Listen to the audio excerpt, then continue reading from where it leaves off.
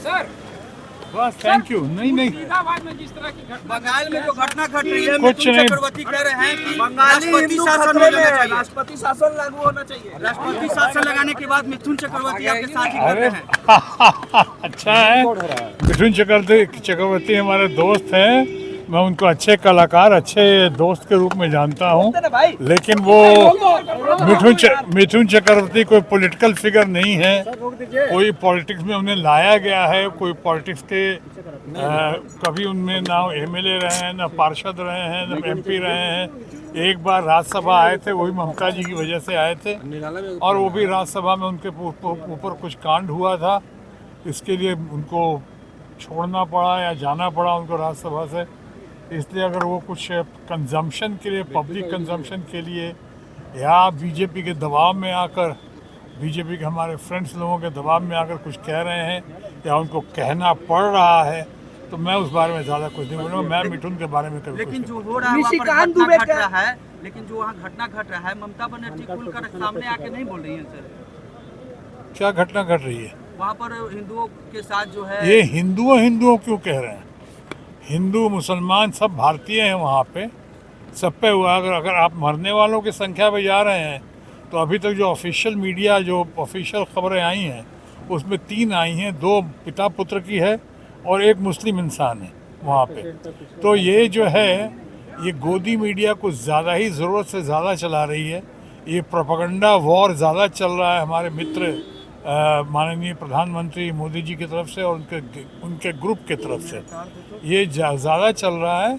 मैं समझता हूँ इसको बहुत संवेदनशील मुद्दा है, बहुत इसको गहराई के साथ देखना चाहिए। हमें ऐसी कोई बात नहीं करनी चाहिए और ऐसा कुछ नहीं करना चाहिए या कहना चाहिए जिससे तनाव बढ़े। अभी ज़ख्मों पे मरहम की ज़रूरत है, अभी इसको और भड़काने की और आग लगाने की ज़रूरत नहीं है। हम शांति की अपील करते हैं, और वही हमारी नेता, देश की सबसे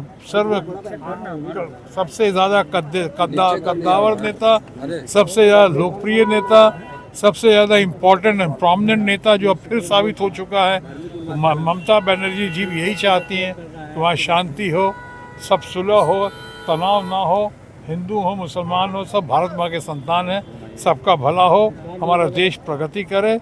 बाकी मुद्दों से ध्यान भटकाने के लिए कुछ इन मुद्दों पे ज़्यादा जोर दिया जा रहा है, और अपनी खामियों को सरकार छुपाना चाहती है, उसके बारे में नहीं बता रही। Thank you sir. बिहार में चुनाव है और महागठबंधन की बैठक हो रही है। तेजस्वी यादव को कोऑर्डिनेशन कमेटी की अच्छा है, बढ़िया है। बिहार के मामले में अभी मैं कुछ नहीं बोलूंगा। जब सांसद निशिकांत दुबे ने कहा है कि सुप्रीम कोर्ट धार्मिक उन्माद फैलाना चाहती है।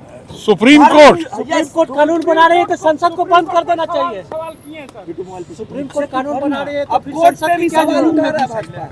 मैं इस पे अभी कुछ नहीं बोलूंगा, बाद में बोलूंगा। जरा सुन लो, समझ लो इसको। लेकिन मुझे ताज्जुब जरूर हुआ। चिराग पासवान का एक बयान आ रहा है कि अब केंद्र की राजनीतिक छोड़कर बिहार के लिए राजनीतिक करेंगे।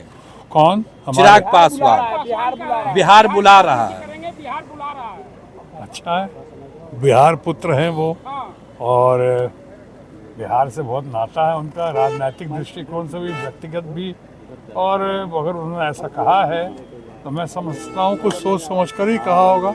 और बिहार में जो लोग वापस आना चाहते हैं, जो लोग सही मायने में घर वापसी करना चाहते हैं, चाहे किसी भी पार्टी के हों, मेरी नज़रों में सबका स्वागत है और स्वागत होना चाहिए। तेजस्वी यादव को लेकर, तेजस्वी यादव, चलो सर तेजस्वी यादव अभी कुछ नहीं। मैं जो कानून आया सर, आप किस रूप में? माता जी के हवन पे आया हूँ, तो समझ इसलिए